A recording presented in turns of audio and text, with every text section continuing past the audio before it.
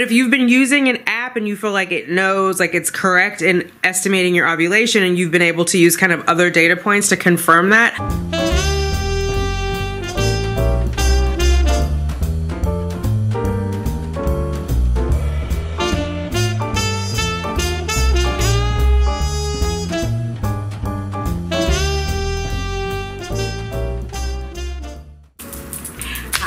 Thanks for clicking on Simply Tanika. I am Tanika. If you are new here, welcome. Hit that subscribe button. Let's hang out a while. If you are returning, welcome back. What's up, fertility fam? We gotta do what? Let's get those babies, ladies. Based on the Toni Weschler method, taking charge of your fertility, who is like, she's like the godmother of fertility. And drops fall. The beauty of it all is when I want to wash my hand. Okay. Then the Ovia app, which I like the user experience of the Ovia app, but the data, it's not really good for like if you were doing assisted reproductive technology or if you are doing same-sex conception, because it really only talks about having sex. Did you have sex or did you whatever, were you intimate? And it doesn't say, like, it doesn't have IVF and etc. in there, or it doesn't calculate. I have to look at it again, but I just remember like that is sort of like it's if you are in a heterosexual relationship and you are using intercourse as your primary method of conception, it's great. It looks good. There are lots of groups in there. You can talk anonymously within the chats, which I like, and it has some nice articles in there. Fertility Friend is my favorite, but it is ugly. Anyway, the reason we came in here, I wanted to show you guys this book. So, Taking Charge of Your Fertility, the 20th anniversary, the definitive guide to natural birth control, pregnancy achievement, and reproductive health. I get so much information from this book. This is like the fertility Bible, and it says national bestseller. I'm sitting in the dark or sitting over a light. It says national bestseller. It's been around forever. You see, that's the 20th edition. It's been around for at least 20 years, but it goes into... Oh my God, have I vlogged before? There are no lights on. Hi, my name is Tanika. I'm new to vlogging. But it goes into all of the details about your fertility, your cycle. It's where I learned about luteal phase and follicular phase and all of that fun stuff. I'm a good student.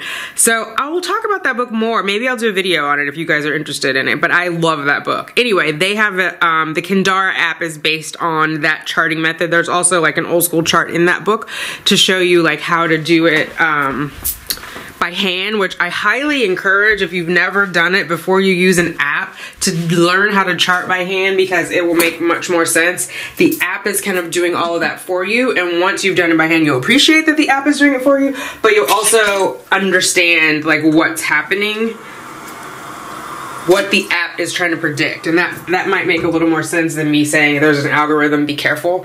It may not predict your ovulation correctly. When you chart, you know your ovulation exactly because it will tell you when your temperature rises. And so I'm gonna show you really fast.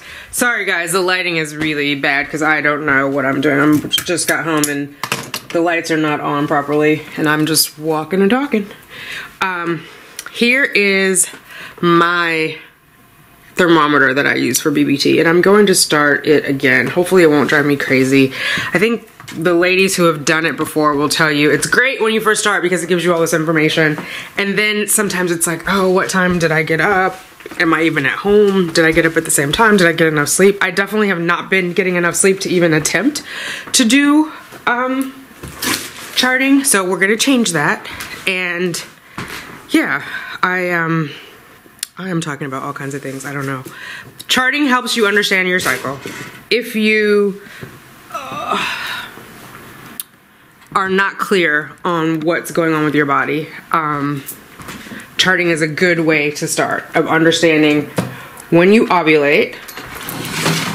I'm just gonna pull the light out. And how long your luteal phase is. Why is the length of your luteal phase important?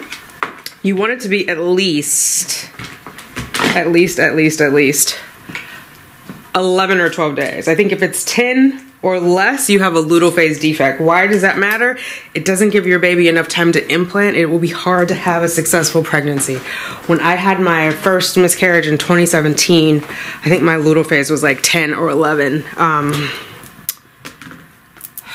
days, and I was able to lengthen that by going to Clara and having acupuncture. Clara Brown, who I know some of you guys are going to now, which is awesome. She's here in New York. She has her own space. I'll leave her information in the description box below. But yeah, you definitely, if you go to like acupuncture, you want to go to someone who specializes in fertility acupuncture, and Clara does just that. She knows about the Taking Charge of Your Fertility book, and you sit down and you kind of go over all that stuff. But anyway, going to acupuncture, I was able to lengthen my luteal phase, which helps increase, oh, look at that mess back there, helps increase your odds of success. And there are things that you can do to lengthen your luteal phase if it's too short. And so it's helpful to know. But if you've been using an app and you feel like it knows, like it's correct in estimating your ovulation, and you've been able to use kind of other data points to confirm that, I would definitely count the days from ovulation until your next cycle. That is the number of days of your luteal phase. You want it to be at least 12 days. If it's not, there are things you can do to kind of lengthen it. But I won't go into all that because I don't know if that's a situation for you. This may all be new information and you haven't checked your luteal phase. You're like, luteal what? But I guarantee you, when you go to see your gynecologist, if you talk about your follicular phase and your luteal phase on your next visit, they're going to be impressed. When I started talking about that, my doctor was like, you've been studying, because I went from having this miscarriage, learning about this HCG and all that kind of crazy stuff with the phone calls from my first miscarriage, and coming back because I don't like not knowing. And it was like everything was a mystery, and I'm like, it's my body, like I need to know what's going on in my body. And when you get your lab work back, it'll say things like, here's what your progesterone was, and it'll say follicular, mid-cycle, luteal phase, and it'll give you a different array of what your numbers could mean, because during different phases of your cycle those numbers change, right? So all right, I've got the light out. I'm gonna put you guys up on the sticks, open this gift, and then I think I'm gonna close out because I feel like I have rambled on a lot, and I've noticed in the vlogs they've been getting longer and longer, so I'm gonna try to keep this one short and sweet.